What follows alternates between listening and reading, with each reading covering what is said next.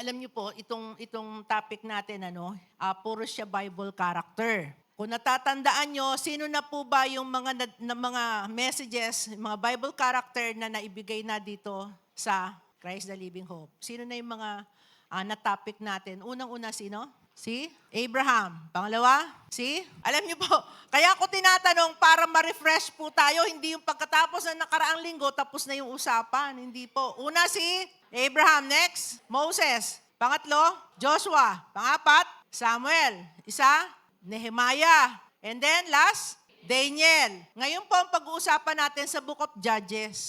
No? Lahat po nung diniscuss natin, puro mga matitinding man of God. And even this one, ito yung sinabihan ng ating Panginoon na He is a strong man, great mighty warrior. Sino siya? Gideon. Noon pong binigay sa amin ito, very prophetic po yung pagkakabigay. Kwento ko lang po ng mabilis. Ito pong kwento ni Gideon, buhay ko po halos. No? Sabi ko nga, this is the very first prophetic word na na-receive ko sa aking pagiging Kristiyano. Dahil bata pa po ako noon, batang Kristiyano pa lang ako, may prophetic word na pala si Lord sa akin. Hindi ko makakalimutan, sabi ko nga, simula first service, second, sinabi ko na to, ngayong third, uulitin ko. Daniel, the book of the story about Daniel, masyadong attached po siya sa buhay ko. Bakit po? Kasi sabi ko nga, prophetic word siya nung sinabi sa akin, you are mighty warrior. Don't watch Holy Spirit prayer po namin noon umaga. Ngayon, after po namin mag-Holy Spirit prayer na ganyan, usually pandesal lang po at saka kape ang aming almusal. We are not after doon sa pagkain, kundi pandesal lang at saka kape. That time, kasama namin si Pastor Ronald noon na nag-Holy Spirit prayer. Siguro that is 2010, 2011, I think. Nakakasama pa po namin siya noon sa Holy Spirit prayer. Pagkatapos po namin nag-almusal, ang ginagawa ko po usually, nagliligpit po ako. Sabi ko sa inyo, in a humble beginning, nakikita niyo po ako dito, nagmamap, naghuhugas, no? Nagliligpit sa likod. Kasi po, yun po yung parang lugar na kung saan, that is my comfort zone dito sa loob ng church, yung kusina. Niyaya ako mag-almusal. Sabi niya, sama ka. Sabi nung aking, yung unang spiritual mother ko, yung unang mentor ko. Sabi ko, hindi na ate. Sabi ko, uwi na ako. Sabi ko, okay na ako sa almusal. Sabi ko, uwi na po ako. Tapos sabi niya, hindi, sama ka na. Sabi niya, magmamakdo tayo. That time, medyo naririnig-rinig ko na yung makdo. Pagka minamakdo ka daw, iba yung dating. Tapos ngayon, sabi ko ganyan, ay hindi po okay na ako, ganyan-ganyan. Tapos sabi ni Pastor, sama ka, magbe-breakfast tayo. Dahil si Pastor na po ang nagsabi, dahil nung time na yon, takot po ako kay Pastor. Sige po, sabi ko naman, punta kami, Macdo intersection. Doon kami nag-aalmusal.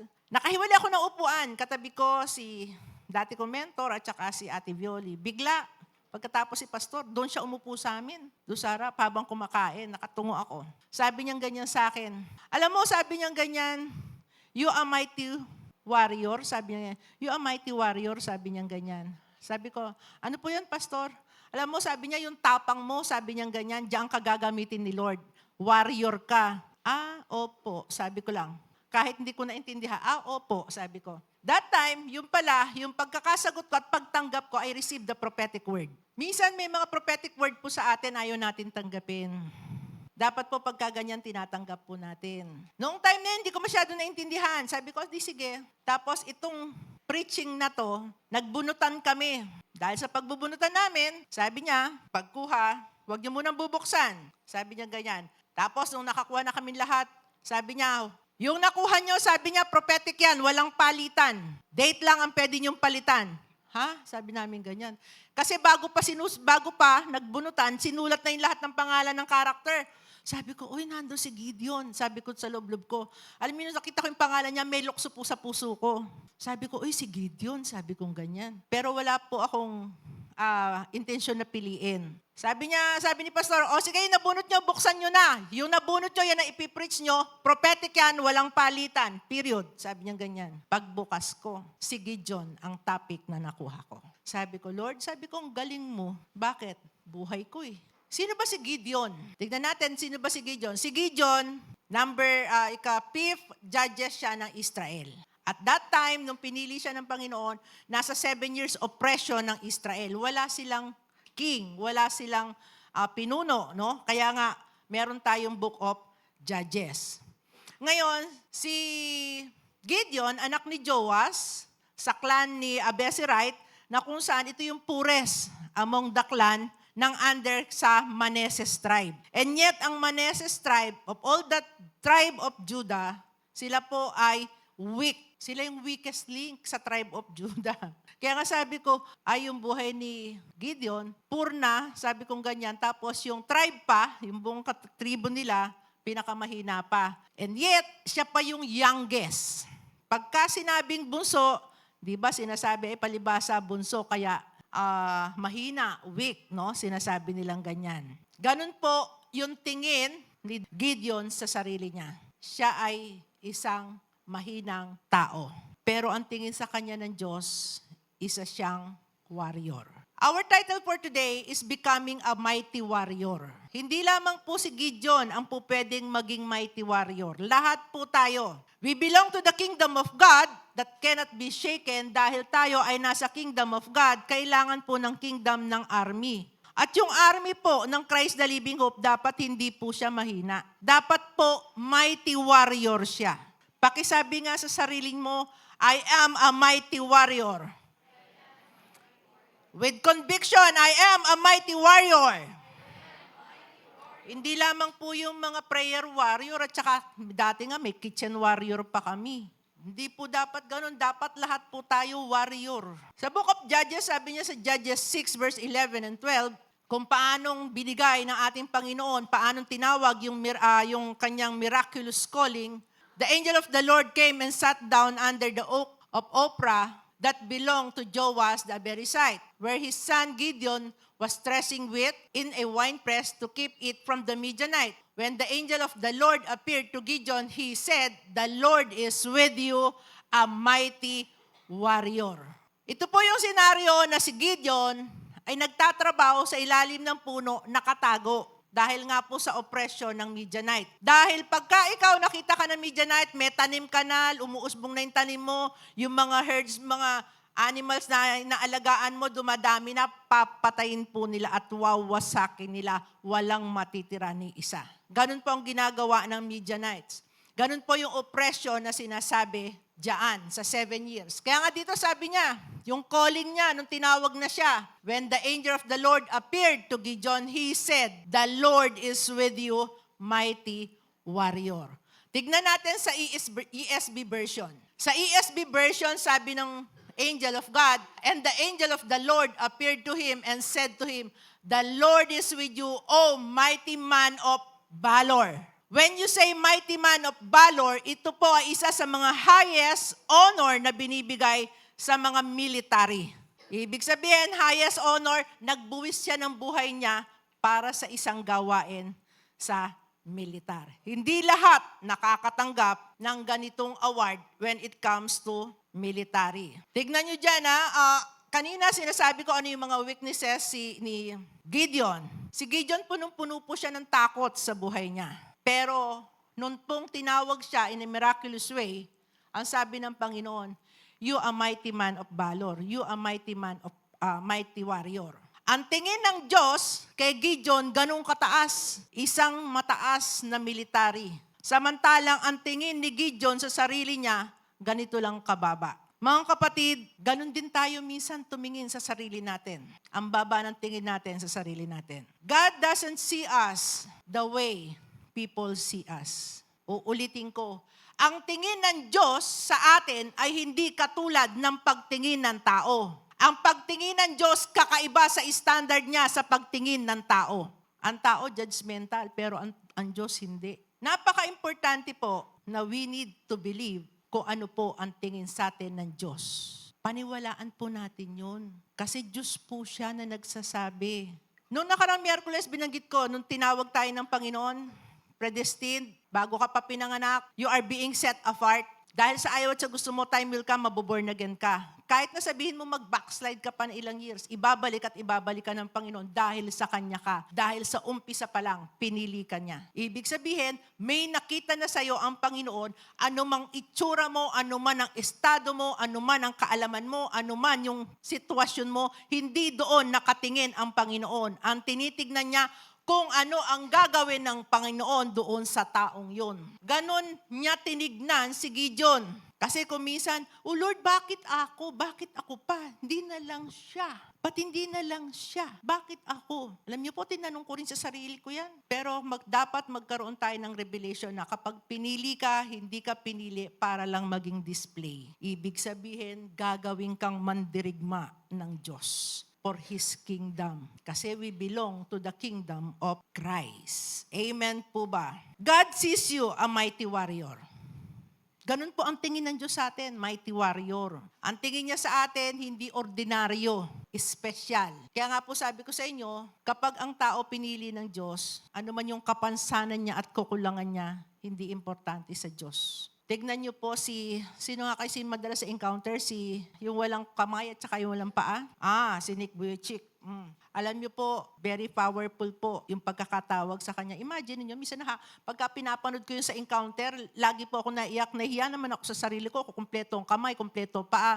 Sabi ko, hindi ko magawa yung ginagawa niya. Siya, pagka nag-speak sa 100 students, bakit po? Hindi tinignan ng Diyos ang kakulangan niya dahil pinuno ng Diyos ang lahat ng mga pagkukulang sa kanya. The same way sa atin, dito sa buhay ni Gideon, na napaka-importante na dapat alam po natin. Sa Judges 6, verse 14 to 16, sabi niya dyan, the Lord turned to him and said, go in the strength you have and save Israel out of Midian's hand. Am I not sending you? But Lord, sabi ni Gideon, how can I save Israel? My clan is the weakest in Manasseh and I am least in the family. The Lord answered, I will be with you. And you will strike down the Midianites together. Minsan, tinawag ka pa lang ng Panginoon, may pagagawa pa lang, mayroon na tayong sinasabi. May negative kaagad. I hope dito sa 90 days challenge na ito matatapos tayo.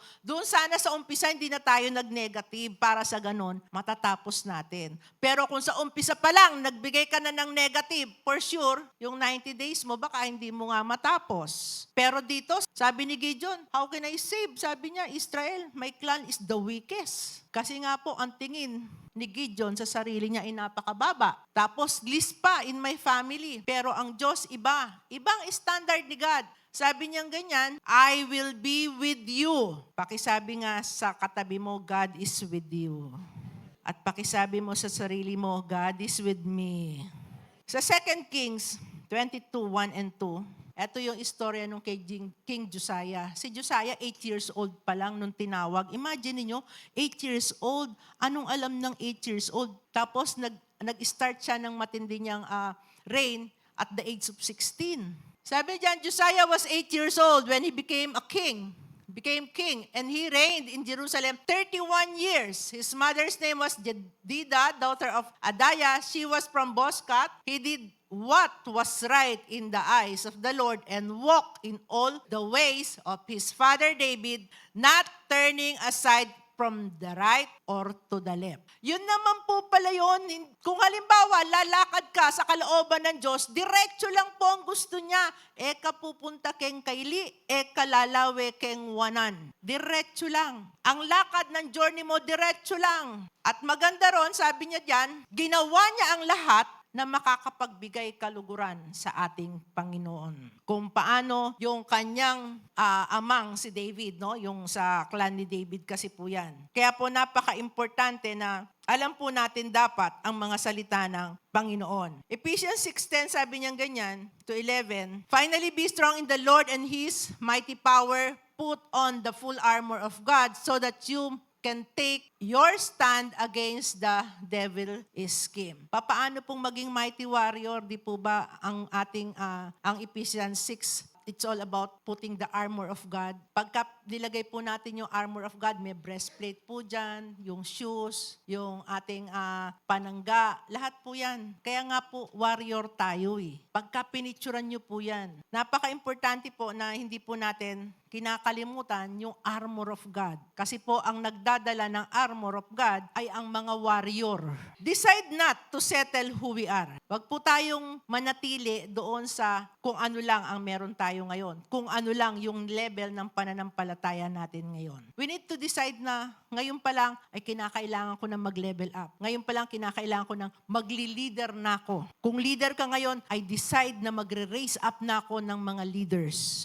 Hindi po tayo dapat constant. Ang buhay po ng Kristiyano sa paglakad, umaangat po dapat. Kailangan alam po natin yung identity natin sa ating Panginoon.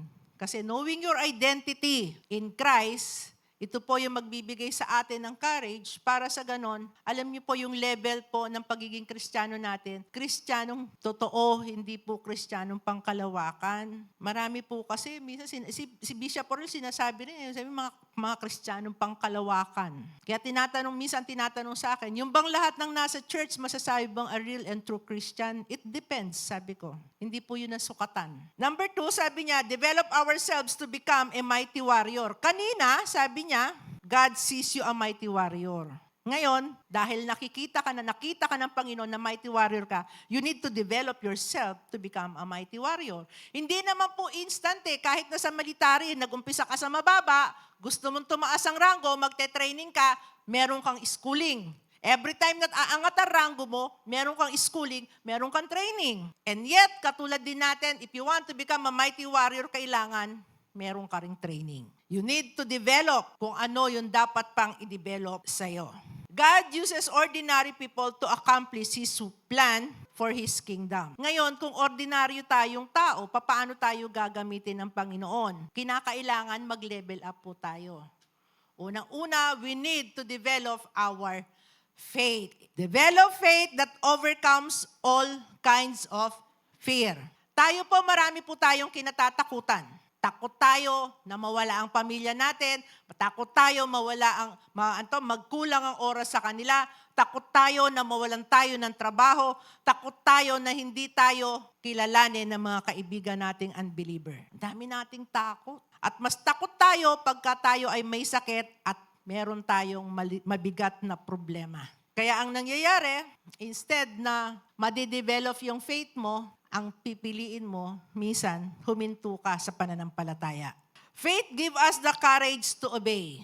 Yung pananampalataya mo, yan ang magbibigay sa'yo para maging matapang ka sa pagsunod. Hindi ka makakasunod kung wala kang katapangan sa pagsunod. Dahil bago ka makasunod, iisipin mo muna ang lahat ng negative.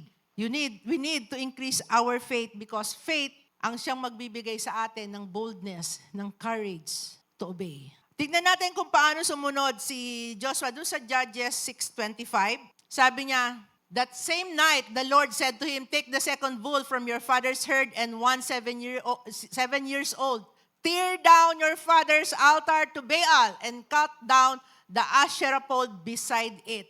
Ito po yung inutos ng Panginoon kay Gideon. Pagkatapos po makita ni Gideon yung lahat ng himala, sabi niyang ganyan ng Panginoon, sirain mo, wasakin mo yung altar na ginawa ng tatay mo, worshiping Baal. Siyempre po, anak ka, no? Tapos sisirain mo yung sa tatay mo.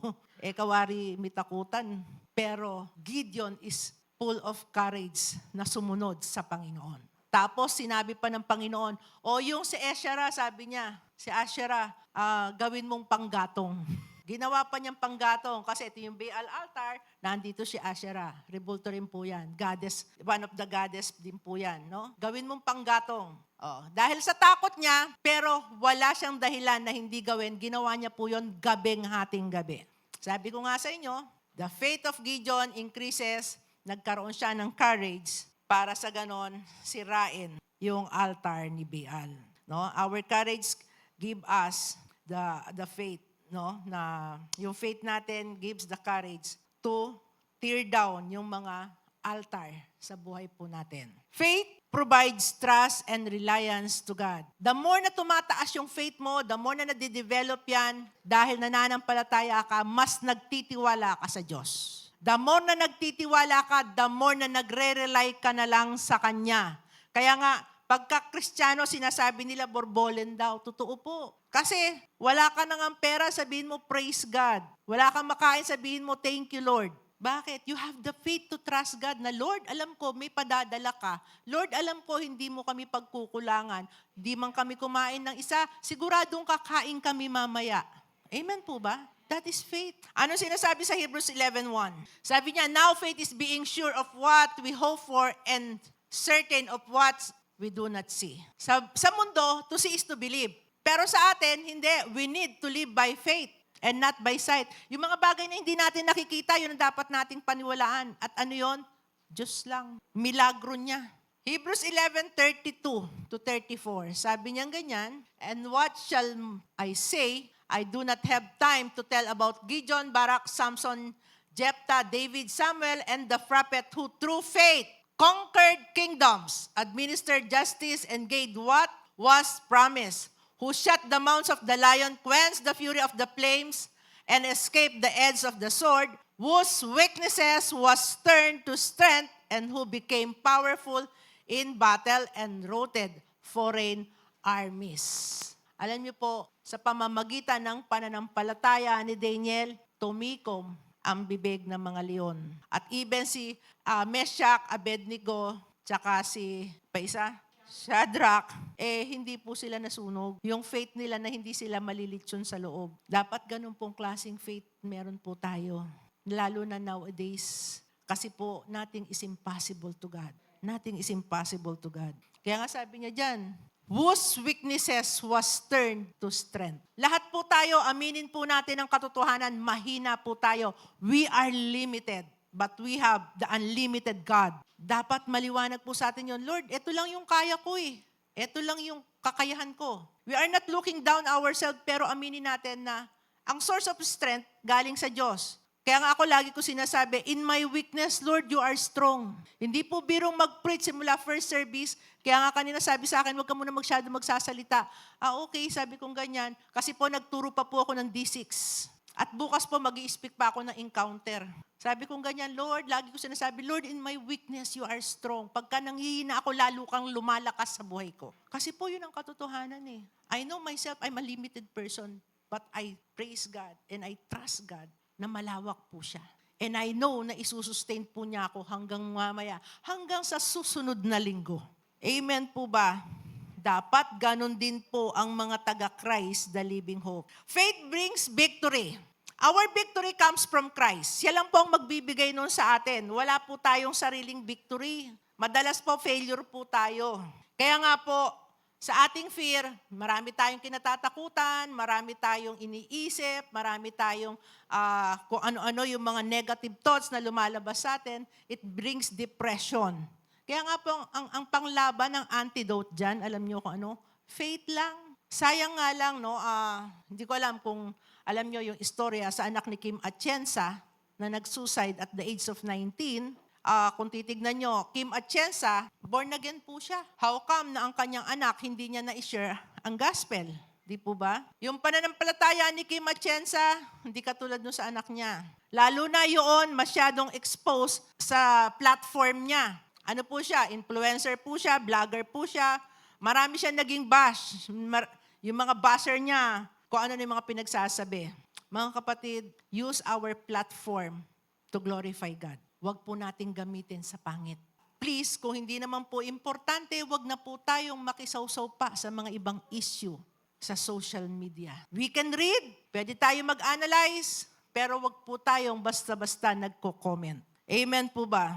Next, develop growth mindset that eliminates all kinds of excuses. Growth mindset. Kasi po may mga mindset na ang mindset po, isip bata pa din. Isip na ang Kristiyano, ano pa siya, baby Christian. Hindi po. Kaya po, meron diyang growth mindset. Kailangan, sa pagtanda mo, nagmamature ka. Sabi niya, that eliminates all kinds of excuses. Hindi ko makakalimutan na isa sa mga preaching ni Pastor Peter Tanchi about excuses. Sabi niya, you know what? Excuses are sin. Kulat ako. Sabi ko, paano naman ko halimbawa, importante naman talaga. Tapos sabi niya, there is no such excuses. Kasi po, kapag gusto mo may paraan, gagawa at gagawa ka ng paraan. Lalo na kung para sa Panginoon. Bakit po nasabi ni Pastor Peter Tanchi po yun? Kasi in your excuses, you are showing your disobedience and your stubborn spirit, stubborn heart kay God. Siyempre, pagka nag-excuse ka, let's say, sinabi mo, mentor, hindi muna ako mag-a-attend ng care group kasi busy po ako. Mentor, hindi po ako makaka-attend kasi may practice po kami.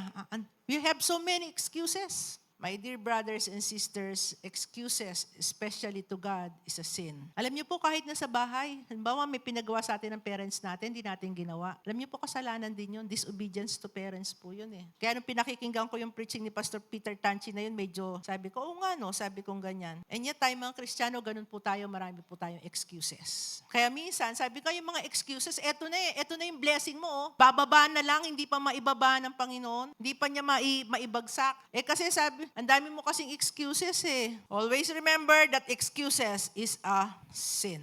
1 Samuel 17:33-35. Ito po yung istorya nung kay David at saka nung kay Goliath. Saul replied, "You are not able to go out against this Philistine and fight him. You are only a boy, and he has been a fighting man from his youth." But David said to Saul, "Your servant has been keeping his father's sheep. When a lion or a bear came and carried off a sheep from the flock, I went after it, struck it, and rescued the sheep from its mouth. When turned on me, I seized it by its hair, struck it, and killed it." Ang tingin ni King Saul kay David, si David maliit lang, patpatim pa, shepherd lang. Sabi niya, you are only a boy. Si Goliath, tinignan niya si David, tipaklong lang. Pero si David, dahil alam niya na ang Diyos ay nasa kanya, ang sabi niya, "Your servant has been keeping his father's sheep." Yung mga alaga niya, pagka nilalapa ng leon, ini-snatch niya po yan. Kinukuha. Ganun po ang tapang ni David. I hope in our ministry, sana ganun din po tayo sa mga plak natin. Huwag po natin silang hayaan na mawala.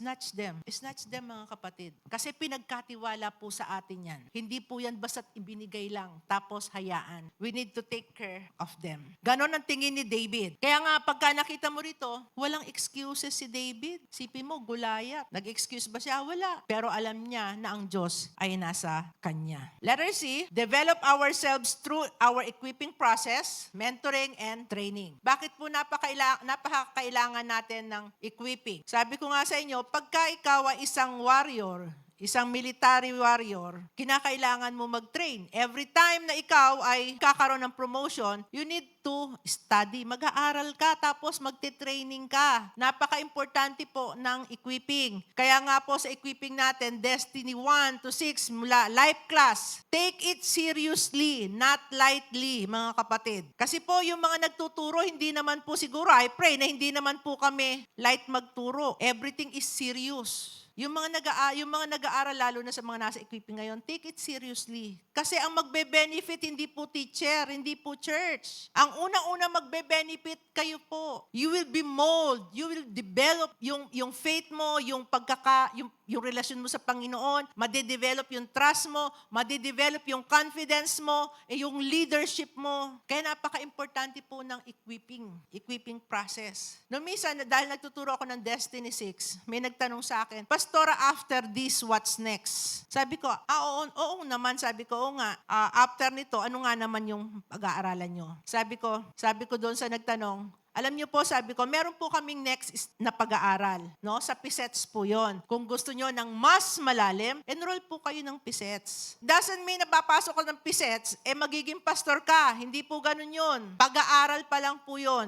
Kasi po, ang pagpapastor calling po siya. Bakit po natin kailangan yan? Kasi po, nowadays, marami na pong mga lumalabas na mga wrong teaching. Kailangan po sound doctrine po tayo. Mentoring. Bakit kailangan ng mentoring? Si Jesus Christ nga, nagpa-mentor siya sa tatay niya eh. Nagpa-mentor siya kay Abba Father eh. Isipin mo bakit noong pinili niya yung kanyang disciple, nag-pray siya, nag-ask siya ng guidance sa Abba Father kung paano niya pipiliin yung i-disciple niya. And yet si Jesus, nag-disciple siya. Kung paano siyang minimentoran ng ating Diyos Ama, it's the same way na minimentoran niya yung kanyang disciple. At ang unang-unang tinuro, prayer. Yung relasyon ni Jesus Christ sa Father God is through prayer. Kaya ang mga disciple niya niya, pray. Watch and pray. Sabi niya, so that you will not fall into temptation. Mga kapatid, from the discipleship ni Jesus Christ up to now, kaya nga po self-church po tayo. Kasi napaka-importante po ng discipleship. You will not grow na mag-isa ka lang. Hindi po. Kailangan po meron po nagme-mentor sa inyo, meron po nagko-coach sa atin. Kaya nga kanina, I take the opportunity, no? Binanggit ko po ito, na pasalamatan yung mga taong nag-mentor po sa akin. Yung nagturo po sa akin. Unang-una, my first ministry, siguro dito yung sa kitchen. I always thank God si Ate Janet, and I respect her na talagang tinatrato ko siya na hindi lang basta't appreciation, kung hindi, nirerespeto ko po siya. Dahil siya po yung una nagturo sa akin when it comes to kitchen. Hindi po ako marunong, hindi ako ganun kagaling magluto, pero willing lang po akong matuto. Pangalawa, I thank God sa buhay po ni Pastor Jay. Bakit po si Pastor Jay? Kasi ang next ministry ko, intercession. Kasama ko si Pastor Jay. Pagka sinabi ni Pastor Jay, sumasagot lang ako ng opo. Pagka hindi ko alam anong gagawin. Kung ano yung instruction niya, sumusunod lang ako. Sumunod, Pastor Aglo. Knowing Pastor Aglo, may pagka-strict po siya. Pero alam niyo ba, mabait siya. Mabait siyang mentor. And the way na pagka nagme-mentoring siya, yung sa discipleship niya, nagdi-disciple siya na parang nanay. Anak niya yung mga plak niya. Doon ko napansin yun. Yun ang isa sa mga natutunan ko sa kanya. Pero alam niyo po, madalas kong kasama yan sa encounter eh. Napaka-systematic. Dapat ganito. Yung pag-prepare, dapat ganyan. O yung susunod, ito dapat ganito. Systematic siya. Yun po yung mga natutunan ko sa kanila. Sila po yung mga dalas kong sinasamahan. Bakit? Mga warrior po yan ng church eh. And then training. Marami po tayong mga equipping training. If you want na ang mga kasama nyo, yung mga i-disciple nyo, maturuan nyo, mag-undergo po tayo ng training. Kasi you cannot give if you do not have. Kung wala ka, anong ibibigay mo? Anong ituturo mo sa i-disciple mo? Kailangan meron kang alam. Hindi lang yung umasa ka lang sa nagme-mentor sa'yo at ipame-mentor mo yung dapat na sa'yo. Amen po ba? Develop a growth mindset. And then, letter D, sabi niya dyan, a mighty warrior develops a warrior like his or herself. Usapan po dito, DNA na. As a leader, you are raising up disciple na dapat quality. Hindi po yung kung anong klase yung leadership mo, yun din po yung ibibigay at mangyayari doon. Kailangan set a good example. As a leader, kailangan yung integrity mo at worthy mo, dapat matatag yun. Yung pananampalataya mo, dapat solid yun. Kasi kung halimbawa nakikita ng mga dinidisciple mo na, mentor ko na makanyanya mo nagagagane mangay nane. Paano naman ikaw? Kahit ayaw mo manghina, nanghihina ka. Kaya nga po, alam nyo, as a pastor, hindi po basta-basta namin inilalabas kung ano po yung mga bigat na dinadala namin. Hindi po dahil sa nagmamayabang, pero hindi, as a leader, kailangan you need to be strong. Kaya tinanong ako minsan, mentor, di ba pwedeng magpakatotoo ka lang? Totoo naman ako eh. Sabi kong ganyan. Pero yung kasi ang katotohanan. As a leader, you need to be strong. Kahit na ano pang pinagdadaanan mo. DNA, kung ano yung ginagawa mo, kung ano yung nakikita sa'yo, yun ang gagayahin. Ano sinasabi ng Word of God? 1 Corinthians 4:16, NIV. Sabi ni Paul, therefore I urge you to imitate me. Gayahin nyo lang ako, sabi ni Paul. Alam nyo, si Paul lang po ang may karapatan magsabi noon. Kasi si Paul, total surrender na yan sa Panginoon. Kahit na kamatayan, susuungin niya para kay Jesus. Siya lang po ang may karapatan magsabi noon. Tayo po, let us follow the Lord Jesus Himself kung ano po yung ginawa niya. And then, tignan po natin yung sa Amplified. Sabi niya, so I urge you and implore you to imitators of me. Doon po sa Judges 7:17, sabi ni Gideon, watch me. He told them, follow my lead.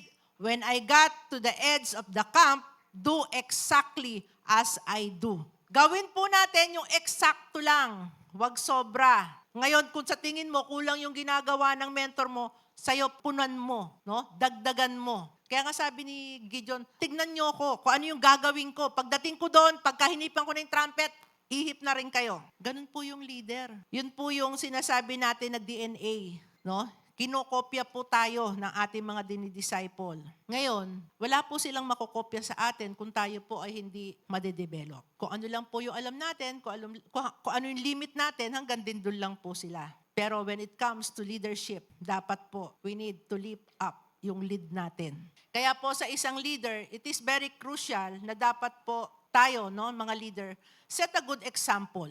We need to set a good example. Ano man yung mga gawain sa church, dapat naka-join ka. Kasi pagka ang leader hindi nagjo-join, let's say, hindi uma-attend niya ng mentoring niya sa tribe, hindi yan uma-attend ng WAM, hindi uma-attend, alam niyo po, hindi rin na-attend yung mga plaque niyo. No, saan kayo nakakita? Yung mga plaque nyo, nag-a-attend, kayong leader, hindi. Saan kayo nakakita? Yung mga plaque nyo, nag-i-equipping, ikaw mismo mentor, hindi. Ang mangyayari, gagayahin po kayo. Kaya nga, ito yung sinasabing, a mighty warrior develops warrior like her or himself. And then, letter E, a mighty warrior develop his listening ability in God's instruction and strategy. Listen to God's wisdom. Ang pakinggan po natin yung salita ng Diyos, yung instruction ng Panginoon. Hindi po yung sinasabi ng ibang tao. Sa Judges, said to his mother, the 1,100 shekels of silver that were taken from you and about which I heard you utter a curse, I have that silver with me. I took it. Then his mother said, the Lord bless you, my son. When he returned the 11 shekels of silver of his mother, she said, I solemnly consecrate my silver to the Lord for my son to make a carved image and a cast idol, I will give it back to you. Alam niyo po, dito sa mga nangyaring ito, pagkatapos po kasi ng term ni Gideon, bumalik po sila sa idolatry. Listening ability. Pagka po sinabing listening ability, dapat po sensitive po tayo sa voice of God. Sensitive po tayo doon sa sinasabing mga rhema word ng ating Panginoon. At napaka-importante po, yung mga God's instruction. Pagka po tayo nagbasa ng Bible, hindi pwedeng hindi po magsasalita ang Diyos. Hindi po pwedeng hindi siya magsasalita pagka tayo po ay nananalangin. Magbibigay at may magbibigay ng instruction ng ating Panginoon. And yet, ganun din po dito sa church. Our senior pastor, nakikinig po yan sa voice ni Lord. Anong ibababa niya sa atin kung hindi po develop yung kanyang listening ability sa mga instruction at saka strategies na ibibigay sa kanya ng Panginoon. Ang 90 days is a strategies. G12 vision, a G12 system, strategy po yan. Kaya nga po, noong bago-bago pa lang ang G12 vision, marami pong umalis sa church. Hindi po kasi nila naintindihan. Akala nila maraming trabaho. Pero hindi nila alam, ito yung sistema na magpapalago sa church, hindi lang sa church, kundi sa'yo mismo. Kasi madidevelop ka. Kasi ang china-champion ng G12, yung 90 Days Challenge. Ngayon, ano yung laman? Basic lifestyle na isang Kristiyano. Binabalik tayo doon sa Bible reading, doon sa devotion, sa prayer life, sa tithes and offering. Bakit po? Kasi we need to be a real Christian with substance. Hindi po yung Kristiyanong malabnaw. Kaya po nagiging malabnaw pati po yung ating pananampalataya. Amen po ba? Kung meron i-develop sa inyo, dapat lahat po yun. Hindi po tayo pwedeng mamili. We need to develop our faith, yung ating listening ability, yung DNA, yung ating ipapasa. Dapat i-develop po natin lahat yun as a Christian. Ngayon, tignan po natin yung sa Hebrews 3 verse 8. Sabi niya dyan, do not harden your heart as you did in the rebellion during the time of testing in the desert. Ito po yung, pagka narinig mo yung boses ng Diyos, huwag mong patigasin yung puso mo, sumunod ka lang. Alam niyo po sa Book of Hebrews, 3 beses niyang binanggit na, if you hear my voice, do not harden your heart. Kasi pagka narinig niyo po yung boses ng Panginoon, huwag niyong patigasin. Meron siyang instruction, meron siyang gusto. Hindi naman makikipag-usap ang Diyos doon sa bagay na hindi niya, doon sa mga bagay na hindi niya ipagagawa. Sa Book of Hebrews, verse 8, tapos doon sa verse 15, and then sa Hebrews 4:7. Pare-pareho lang yan. Do not harden our heart. Huwag po nating patigasin. Lalo na po doon sa mga instruction, doon sa mga strategy. Lalo na, soul winning. Puro na lang soul winning. Yes, yan po yung buhay po natin. Bible reading. Yes, ito po yung ating pagkain. Prayer. Yes, yan po yung connection natin sa Panginoon. Mahirap naman po ang isang Kristiyano na napakababaw. Kaya hindi nakakapag-overcome. Tignan po natin yung illustration nung kay Gideon kung paano siyang nakinig ng maayos sa lahat ng instruction ng Panginoon sa kanya. Ang army ni Gideon is 32,000, while ang Midianites is 135,000. Ngayon, ang ginamit lang ng Panginoon is 300 men. Samantala, ang napatay ng 300 men is 120,000. Paano po na-reduce yung 32? Kasi sabi ng Panginoon, masyado kayong madami. Sabi ng Panginoon kay Gideon, kailangan, sabi niya, konti lang. Para sa ganon, hindi kayo magmayabang na kayo ang dahilan, kaya kayo nanalo. Ang ginawa ng Panginoon, sige, sabi niya, bigyan mo sila ng instruction, lahat ng matatakutin. Sabi mo, umuwi na. Sana naman dito sa Christ the Living Hope, wala pong ganun, ano? Ha? Dapat po pagka sinabi ng punong pastor natin, magso-soul winning tayo, we need to go. Pagka sinabing, meron tayong overnight prayer, kailangan ko hanggang alas 3:30, nandun din po tayo. Kaya nga sabi ni Lord kay Gideon, marami ang 32. Kasi magyayabang yan. Anong ginawa? Binawasan. Lahat ng matatakutin, 22,000 agad. I pray na sana po dito sa Christ the Living Hope, wala pong ganun. Amen? Ang natira 10,000, dahil marami pa rin. Kaya minsan si Lord, alam nyo, kakaiba po siya. Sabi nga, our ways is not the ways of the Lord. 10,000, nadamihan pa siya. Ang dami-dami ng Midianites. Sige, sabi niya doon sa 10,000, dalhin mo sila doon sa ilog. Itetest ko pa sila. Sumunod naman si Gideon. No? Kaya nga, listening ability. Pagdating doon, sige, painumin mo sila ng tubig. Hindi nagtanong si Gideon, bakit painumin ng tubig? Wala, sige, inom kayo ng tubig. Tinignan ng Panginoon the way kung paano sila umiinom ng tubig. Nakikinig lang si Gideon sa instruction, tsaka strategy ng Panginoon. May uminom na parang inom ng katulad ng isang aso.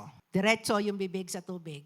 May mga uminom na ang ginamit, yung kanilang kamay sa pagsalok. Yung mga gumamit ng kamay, yun yung naging 300 men lang. Sabi ko nga, nung binabasa ko to paulit-ulit, noong una hindi ko maintindihan. Lord, bigyan mo ako ng revelation. Kasi, pagka umiinom, yung aso, nakayuko siya ng todo. Hindi niya makikita. Pagka sa military style, hindi mo makikita yung paligid mo. Yung umiinom ng nakaluhod na tubig, yung kamay lang, hindi ka na masusubsob, itataas mo yan, kita mo lahat ang nakapaligid sa'yo. Sabi ko, strategy pala yun. Ang natira 300. Ang 300 na patay nila is 120. Makakapagyabang pa ba sila sa Panginoon? And yet, ang provisions nila, dito sa 300, jar lang, torch at saka trumpet. Pero ang namatay 120, bakit po? Because of the confusion. Kinonfuse sila ng Panginoon, kaya po sila naglabo-labo. Akala nila marami yung nakapaligid sa kanila. Ganun po magbigay ng instruction ng Panginoon. Pero like Gideon, sunod lang po sana tayo. Kailangan sunod lang po. Minsan, mahirap. Yes po. Pero sabi ng Panginoon, sabi niya sa salita, I will be with you. I will help you. Yun lang po yung panghawakan natin. And number 3, do what a mighty warrior does. Kung ano pong ginagawa ng isang mighty warrior, ganun din po ang gagawin natin. And yet, sino po ba ang kinikilala nating mighty warrior? Jesus Christ Himself. Siya po at wala nang iba. Gawin natin kung ano ang ginawa ni Jesus. Fight every battle you are called to fight by God's grace. Focus lamang po tayo kung ano yung pinagagawa ng Panginoon. Yung battle na dapat nating gawin, na kaya nating gawin, yun lang po gawin natin. Yung pagka hindi na natin kaya, Lord, bigay sa'yo na to. Ikaw na. Yung mga bagay na hindi dapat sa'yo, wag mo nang pakialaman. Kasi alam niyo po, when it comes to military, kaya nga po merong mga may mga area. Pagka nag-plot sila, dito yung isang batalyon, dito yung isang batalyon. Hindi po sila pwede basta-basta nag-overlap. It's the same to our battle. Kailangan kung ano pinagagawa ng Diyos, doon lang po tayo mag-stick. Kasi yun lang po yung instruction niya. Pero when it comes to our personal problem, yung personal battle natin, kapag hindi natin kaya yung battle, bigay natin sa Panginoon. Kasi mas magaling po siya kaysa sa atin. Please, do not fight a battle that is not ours. Mahirap po kasing gawin yung isang battle na limitado ka lang. 2 Corinthians 12:9, ito yung nire-request ni Paul. But he said to me, sabi ng Panginoon kay Paul, "My grace is sufficient for you, for my power is made perfect in weakness. Therefore, I will boast all the more gladly about my weaknesses so that Christ's power may rest on me." Alam niyo po, yung grace ng Panginoon, yung availability po niyan, constant. Hindi po yan nawawala. Anytime na hingin natin, God will give it. Kaya po ang revelation diyan, ang reveal kay Paul, hindi naman tinanggal ng Panginoon yung thorn, yung kanyang nararamdaman. Ang sinabi ng Panginoon, isusustain ko lang. My grace is sufficient. Constant yan. Hindi ko tatanggalin yung biyaya ko sa'yo. Sabi niya kay Paul. Kasi si Paul, banlag na, tikul-tikul niya pa, hindi po pantay yung paa niya. Kaya minsan naiisip ko, pagka ito po yung revelation, sabi ko, sige Lord, sabi kong ganyan, kahit medyo nahihirapan akong lumakad, okay lang, sabi mo nga, isadsad mo na ako man eh. Huwag po natin gawing excuse kung ano man yung kahinaan natin, kung ano man yung mga kapansanan natin. Kasi, sabi ng Panginoon, my grace is sufficient and enough for you. Kaya nga po, ako ang lagi kong prayer, Lord, in my weaknesses, you are strong. Dahil alam ko po kung hanggang saan lang yung hangganan ko. Kailangan, lagi kong dinideclare, Lord, mahina na ako, pero kung kailan ako nang hihina, doon ka malakas sa buhay ko. Kasi pagka malakas po tayo, hindi kikilos ang Panginoon. Ibig sabihin, kaya ko naman eh. Lord, kaya ko.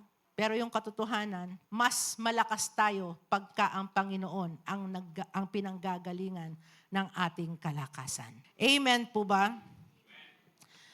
Darby, don't quit fighting until God's victory is given to you. Our victory comes from the Lord Jesus Christ. Hanggat hindi natin nakukuha yung victory, huwag tayong tumigil. Hanggat hindi tayo nagiging leader, huwag po tayong huminto. Hanggat di po tayo natatapos sa equipping natin, sige lang. Kasi hindi naman po ito katulad ng ibang school na pagka nakasampung re-entry ka na or 10 beses ka nang pumasok sa isang sa Destiny, hindi ka natatanggapin. Hindi po. Kahit na ilang beses kang paulit-ulit na mag-repeater, tatanggapin ka naman. Don't quit fighting. If we quit, we lost. Never give up. Ulitin ko, kung tayo po ay titigil, tayo po ay aatras, tayo po ay talunan. Kaya never give up. In our Christian journey, wala pong sukuan. Kasi tandaan po natin, ang Diyos hindi tayo sinukuan simula umpisa hanggang kamatayan. Letter C, give all glory to God for every battle won. Pagka nagkaroon ka ng victory sa buhay mo, kinakailangan sabihin mo, lagi mo i-declare, Lord, thank you. Ikaw naman to, ikaw ang gumawa nito. Kasi wala pong atin. Lahat na meron tayo galing sa Panginoon. Kaya kailangan natin ibigay sa Kanya ang papuri at pagsamba. Romans 11:36, sabi niya, for from Him and through Him and to Him are all things. To Him be the glory forever. Amen. Sa Kanya po, wala pong papuri sa atin. Kaya nga po, katulad kayo na sabi sa akin, nakaka-bless ka na, Pastor Alin, sabi niya hanggang mami. Sabi ko, glory na lang ng Panginoon kasi sa totoo lang, hindi ko na po kaya. Hindi ko na po kaya kasi nagturo pa ako ng Destiny 6 eh. Actually, sinabihan nga po ko, i-cancel mo na lang yung Destiny 6 mo. Sabi ko, hindi te, sabi kong ganyan kasi ayoko rin malate yung mga estudyante. Kasi it's not about me eh. It's about the Word of God. It's about the equipping class. Sabi ko, isadsad na ako maninggino. Amen po ba? Makikita natin dito, si Gideon, nung natapos ang lahat ng mga milagro, nakuha niya yung victory. From 135,000, namatay ang 120, saan napunta yung 15,000? Alam niyo po, hinabol pa po nila yun. Napatay pa po yun. No? Lalo na yung 2 leader ng Midianites, napugutan pa nila ng ulo. Ngayon, ano pong ginawa ni Gideon? Nung sinabihan siya ng mga tao, sabi niya ganyan, pwede, sabi niya, ikaw yung mag-rule sa amin. Ang sinagot ni Gideon, the Lord will rule over you, Israel. Although magiging judges siya, pero hindi niya hinangad na maging king. At sinabi niya na, ang maghahari sa atin, ang Panginoon, hindi ako. What a humble answer na ginawa ni Gideon. Dapat po ganun din po tayo. Kasi napaka-importante na dapat in all humility, kilalanin po natin na ang Diyos na sinasamba po natin, siya po ang may gawa lahat ng milagro. Alam ni Gideon na yung pinagdaanan niya, yung ginawa niya, milagro lang po talaga ng Panginoon. Kasi isa po siyang mahina, Puro po siya fear, ang dami po niyang mga excuses, pero isa lang po ang ginawa niya. Sumunod siya sa Diyos, nakinig siya sa Diyos, at tinanggap niya yung kanyang calling. Tignan natin sa Hebrews, for the last verse, as I conclude, Hebrews 10:38, "But my righteous one will live by faith, and he shrink back, I will not be pleased to him." Doon sa isang verse, sa NKJV, "Now the just shall live by faith, but if anyone draw back, my soul has no pleasure in him." Wala pong kagalakan sa puso ng Panginoon doon sa mga anak niya na tumatalikod. Doon sa mga anak niya na nagiging lukewarm. Marami po sa atin, we are here pero lukewarm po yung puso. Ang gusto po ng Panginoon, mighty warrior. Kasi po, army po tayo. We are ambassador of Christ. We need to be bold in prayer, in discipleship, in soul winning. Kailangan bold po tayo. Walang warrior na mahina. Kaya nga po mighty. Pagka sinabing warrior, conqueror ka. Kaya nga po yung mga naunang man of God, they are all conqueror. They conquered kingdoms. Ngayon sa atin, we are conquering the San Fernando, the Pampanga, for God's glory. Ngayon, tanong ko po sa inyo, are you willing to become a mighty warrior? Tignan natin, basahin po natin itong last slides.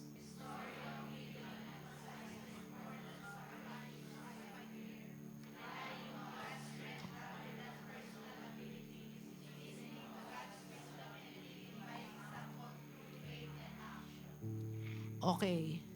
Ang buhay po ni Gideon, nagbibigay po yan ng emphasis doon po sa kahalagahan ng courage despite of fear. Lahat po tayo meron fear.